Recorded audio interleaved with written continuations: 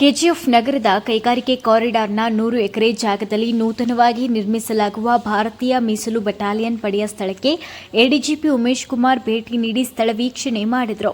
ನಂತರ ಸುದ್ದಿಗಾರರೊಂದಿಗೆ ಮಾತನಾಡಿದ ಅವರು, ಕೆಜಿಎಫ್ ನಗರದಲ್ಲಿ 100 ಎಕರೆ ಪ್ರದೇಶದಲ್ಲಿ ಭಾರತೀಯ ಮೀಸಲು ಬಟಾಲಿಯನ್ ಪಡೆ ಸ್ಥಾಪನೆ ಮಾಡಲು ನಿರ್ಧರಿಸಿದ್ದು, ಸ್ಥಳ ವೀಕ್ಷಣೆ ಮಾಡಲು ಬಂದಿದ್ದೇನೆ.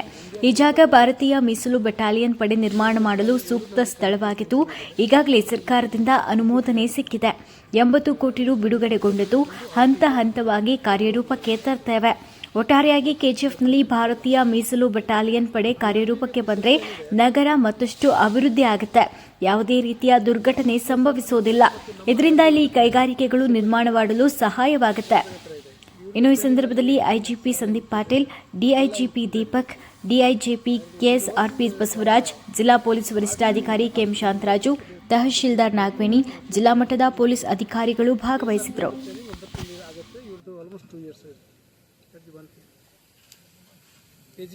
ಕೆಜಿಎಫ್ ಮತ್ತು ಕೋಲಾರ ಭಾಳ ಸೆನ್ಸಿಟಿವ್ ಪ್ಲೇಸ್ ಇದೆ, ಮೊದಲಿಂದಲೇ ಇದೆ. ಈಗ ನಮಗೆ 100 ಎಕರೆ ಸಿಕ್ಕಿದೆ. 100 ಎಕರೆಲಿ ನಾವು ಈಗ ಡೆವಲಪ್ ಮಾಡ್ತಾ ಇದ್ದೀವಿ. ಆಲ್ಮೋಸ್ಟ್ 1100 1100 ಸಿಬ್ಬಂದಿ ಸ್ಯಾಂಕ್ಷನ್ ಆಗಿದೆ. ಬಹಳ ಬೇಗನೆ ನಾವು ಇಲ್ಲಿ ಒಂದು ಸ್ಮಾಲ್ ಡಿಟ್ಯಾಚ್ಮೆಂಟ್ ಹಾಕ್ಕೊಂಡು, ಸೆಕ್ಯೂರಿಟಿ ಡಿಟ್ಯಾಚ್ಮೆಂಟ್ ಹಾಕ್ಕೊಂಡು ಐಆರ್ಬಿಗೆ ನಾವು ಎಸ್ಟಾಬ್ಲಿಷ್ ಮಾಡ್ತೇವೆ.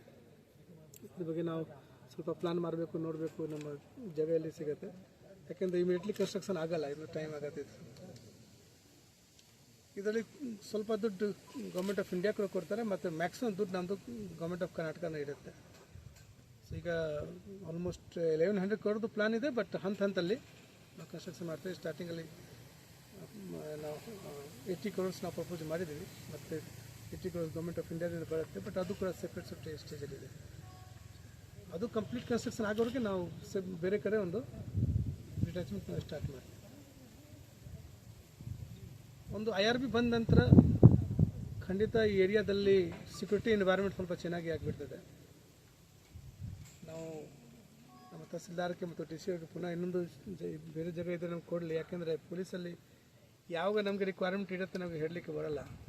ಫಾರ್ ಎಕ್ಸಾಂಪಲ್ ಈಗ KSRP ಆಗ್ತಾಯಿದೆ, ನಾಳೆ ಟ್ರೈನಿಂಗ್ ಆಗ್ಬೋದು, ಅಥವಾ ಬೇರೆ ಬೇರೆ ವಿಷಯ ಕೂಡ ಆಗ್ಬೋದು, ಎಸ್ಟಾಬ್ಲಿಷ್ಮೆಂಟ್ ಆಗಬಹುದು.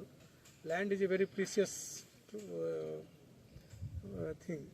ಸೊ ಒಂದೇ ಸಲ ಬಂದ ನಂತರ ನಮಗೆ ಫ್ಯೂಚರಲ್ಲಿ ನಾವು ಬೇರೆ ಬೇರೆ ಪ್ಲಾನ್ ಮಾಡ್ಬೋದು. ಈಗ ಏನು ಪ್ಲಾನ್ ಇಲ್ಲ, ಈಗ ಮಾತ್ರ ಒಂದು IRB ಇದೆ. ಫ್ಯೂಚರಲ್ಲಿ ಏನು ಬರುತ್ತೆ ನಾವು ಹೇಳಲಿಕ್ಕೆ ಬರೋಲ್ಲ ಈಗ. But just keeping in mind that one we are doing this.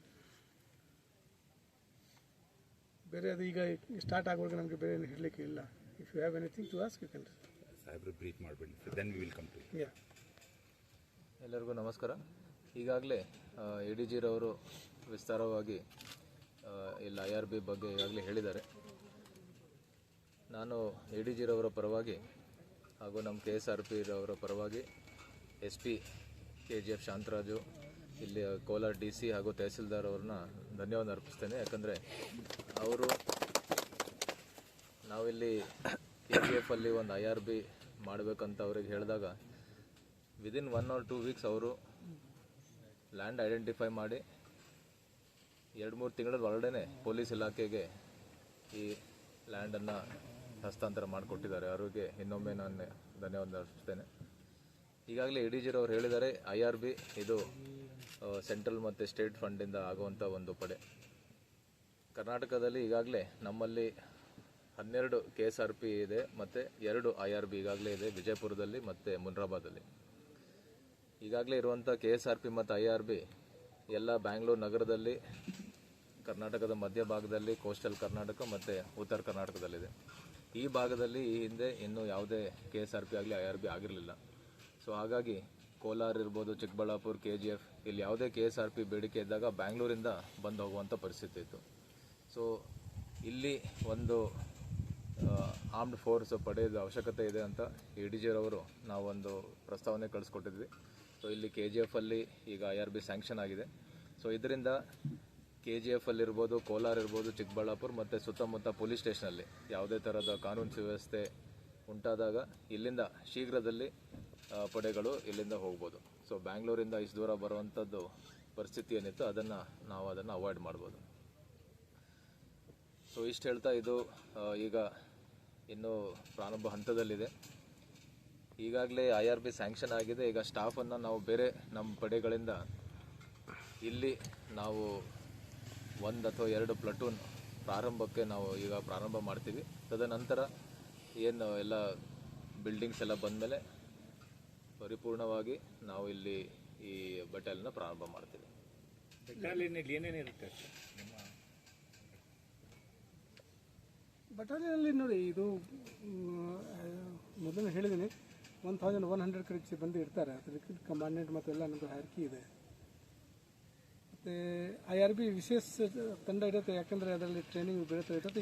Weapon ಕೂಡ ಇರ್ತದೆ, ಏನು ಬೇಕಾಗುತ್ತೆ ಅದೆಲ್ಲ ಇರ್ತದೆ. ಮತ್ತು ಆಬ್ವಿಯಸ್ಲಿ ಒಂದು ಬಟಾಲಿಯನ್ ಬಗ್ಗೆ ಏನು ಪರೇಡ್ ಗ್ರೌಂಡ್ ಇರಬೇಕು, play ground, it will complete infrastructure.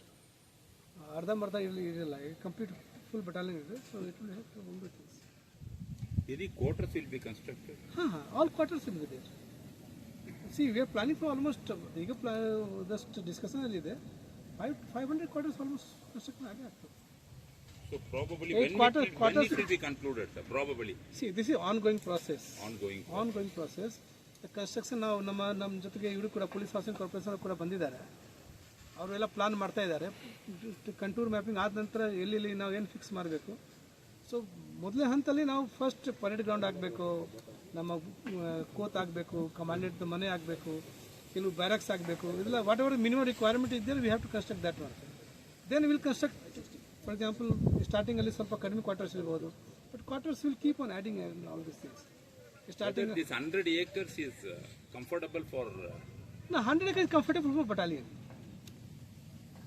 For a battalion, 100 acres is comfortable. But why I am requesting for this one is in future ನಮಗೆ ಏನಾದರೂ ಬೇರೆ ಯೂನಿಟ್ ಕೂಡ ಬರಲಿಕ್ಕೆ ಪೊಲೀಸ್ ಡಿಪಾರ್ಟ್ಮೆಂಟ್ಗೆ ಬೇರೆ. All NCERT, CBSE textbooks, guides, PUC, ITI, BE textbooks, guides and classmate notes, and for all the types of stationery available only at Satya Bookstore, opposite to Karur Vaishya ATM, Aladamara, Bemmal Nagar, KGF. For more details, contact 8073962145. 100% pure and clean. No compromise. Best quality. Family restaurant. 100% Ambur and Dindigul style biryani. 100% Venus biryani. Near Government Maternity Hospital, Maharaja Road, Robertson Bay.